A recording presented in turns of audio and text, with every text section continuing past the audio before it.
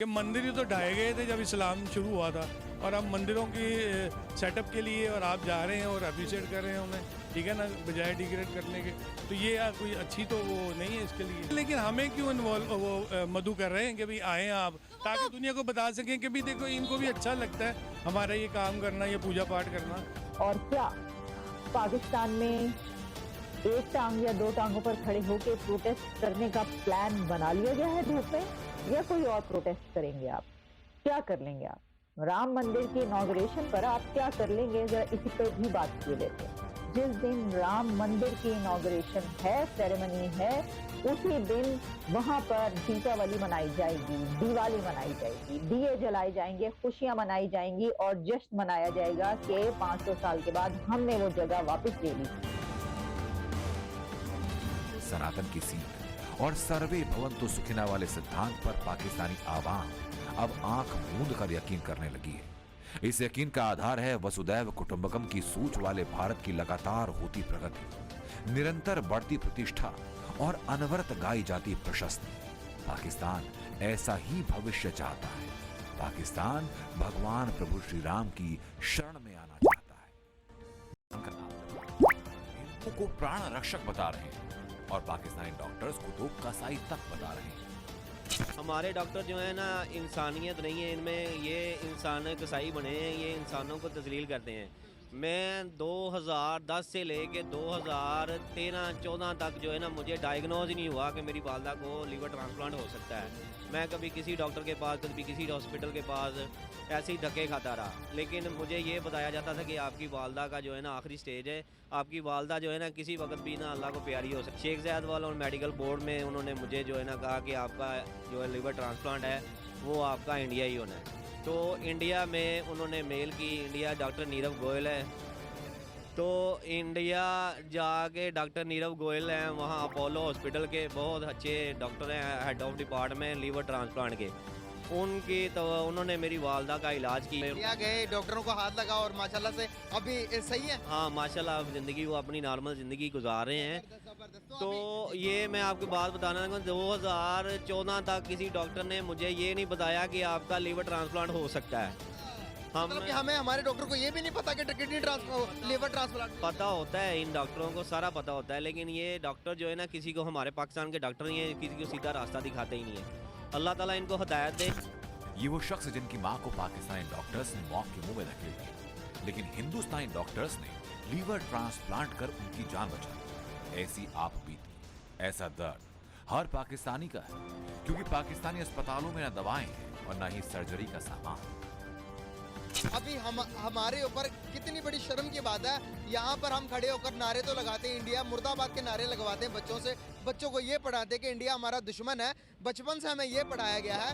तो आज वहाँ उसी दुश्मन के पास जाते हुए हमें हमारे हुकूमत को शर्म आनी चाहिए, ये कहते हुए कि भाई पाकिस्तान में नहीं, आपको कि जो लीवर ट्रांसप्लांट, किडनी ट्रांसप्लांट हो वो इंडिया में होगा। अब देखें यहाँ पर भी हम देखें ना, दुश्मनी तो कर रहे हैं ना, करते हैं, तो फिर ये भी तो उनको हुकूमत को कुछ ना कुछ तो ऐसा करना चाहिए कि हमारे मरीजों को इधर ही इलाज हो जाए। जो डॉक्टरी शोबा है ना, ये फरिश्तों जैसा है, लेकिन पाकिस्तान में बदकिस्मती से जो डॉक्टर है ना, ये अब उसको देखते हैं जिसके पास जेबों में पैसा है। अगर बात की जाए साथ ही, अगर हेल्थ सेक्टर की बात की जाए तो हमें अपना ये तो एक बहुत बड़ी मिसाल हो गई, लेकिन अगर देखा जाए तो कई ऐसे लोग हैं जिनको यहाँ पे वो फैसिलिटीज़ मिलती, जैसे कि लिवर ट्रांसप्लांट की यहाँ पे वो वाली फैसिलिटीज़ नहीं है जो कि इंडिया में मिलती हैं। तो क्या पाकिस्तान को अपना हेल्थ सेक्टर जो है उसको ज़्यादा बेहतर करना चाहिए? अब हर बंदा, हर पाकिस्तानी तो नहीं ना जाके इंडिया इलाज कर सकता, जिनकी किस्मत में होता है वो तो चले जाते हैं, जिनको मुकद्दर होते हैं, लेकिन हेल्थ सेक्टर को बेहतर करने के लिए क्या करना चाहिए?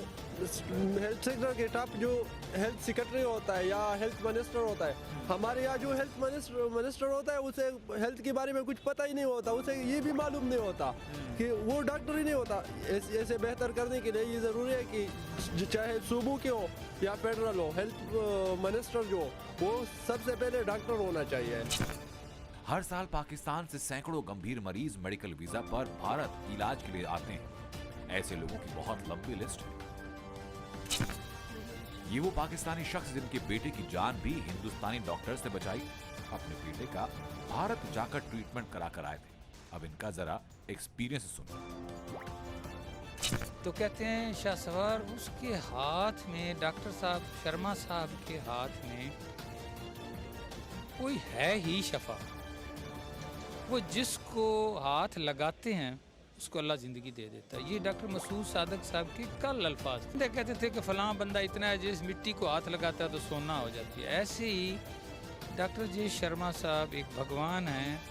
वो जिस किसी पेशेंट को हाथ लगाते हैं उसको अल्लाह नई ज़िंदगी दे देता है। और इतना कॉन्फिडेंट से लोग आते हैं, बस मैं दुआ कर सकता हूँ। पाकिस्तानी अब एक सुर में कह रहे हैं कि सारे जहां से अच्छा हिंदुस्तान है और यहाँ के डॉक्टर प्राण रक्षक ही नहीं भगवान है, जो न सिर्फ पाकिस्तानियों की जान बचा रहे हैं बल्कि मुफ्त में कईयों का इलाज भी कर रहे हैं। हमारे नेबर कंट्री में डॉक्टर अभिजीत हैं जिन्होंने पाकिस्तानी लेडी का जो है लिवर ट्रांसप्लांट इंडिया में फ्री ऑफ कॉस्ट करवा दिया है और ये इंसानियत की बहुत बड़ी मिसाल है।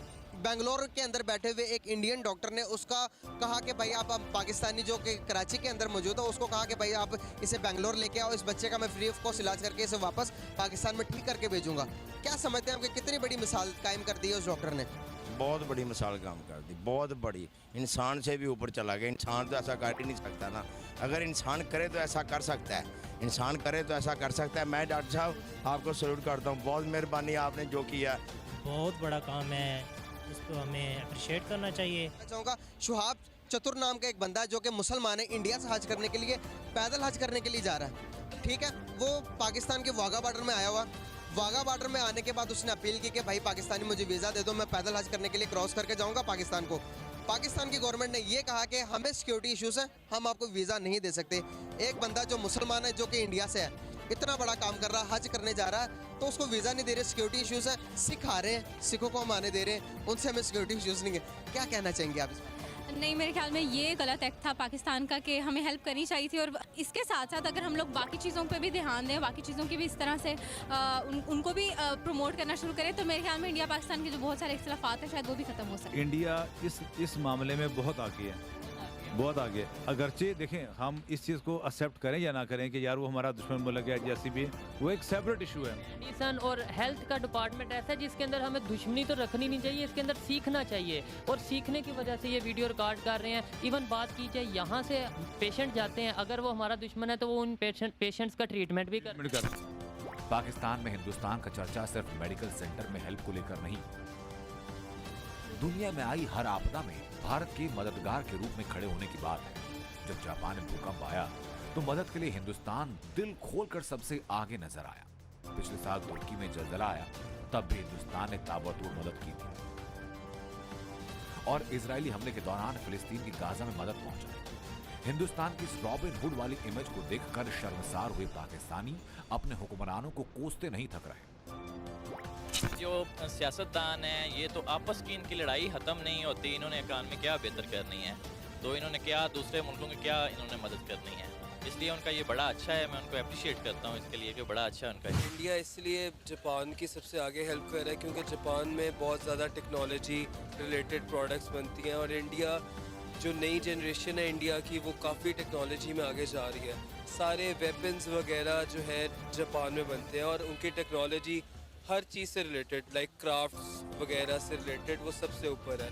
तो ऑब्वियसली इंडिया अगर उसको फाइनेंशियली सपोर्ट करता है तो वो उसको अपनी अलाइंस क्रिएट कर लेगा और कल को जब भी कोई उनको ज़रूरत होगी तो जापान भी उनकी साथ मदद करेगा। इंडिया क्योंकि इस वक्त जो है वो पूरी दुनिया में अपनी जो छाप है वो छोड़ना चाह रहा है और इस वक्त जो है वो चाइना के बाद जो इंडिया जो है वो दूसरी बड़ी इमर्जिंग मार्केट है और वो चाहता है कि उसका जो नाम है मतलब वो सामने आए ताकि जो बहुत सारी जो दुनिया उसको नहीं जानती उसकी ट्रेडिंग को, उसकी आईटी सिस्टम को आप देख लें तो वो चाह रहे हैं कि वो अपना नाम जो है वो उस दुनिया में पैदा करें। पूरी दुनिया में वाहिद इंडिया था जिसने ओपनली ऐलान किया, कोई बात बीच में रखे नहीं, कोई साइड लेके नहीं, कोई पीस नहीं, कोई बात नहीं। उन्होंने सीधी बात की कि हम इसराइल के साथ खड़े हुए हैं। वही इंडिया है जो हमारा मीडिया दिन में 10-10 बार इंडिया की बात कर रहा था कि जालिमों के साथ खड़ा हुआ है, मजलूमों की साइड नहीं ले रहा, जो ताकतवर है उनके साथ खड़ा हुआ है, मुसलमानों के खिलाफ जी मुसलमानों के अगेंस्ट खड़ा हुआ है। और जहां मुसलमानों की बात होगी इंडिया तो सबसे पहले मुसलमानों के अगेंस्ट खड़ा होगा।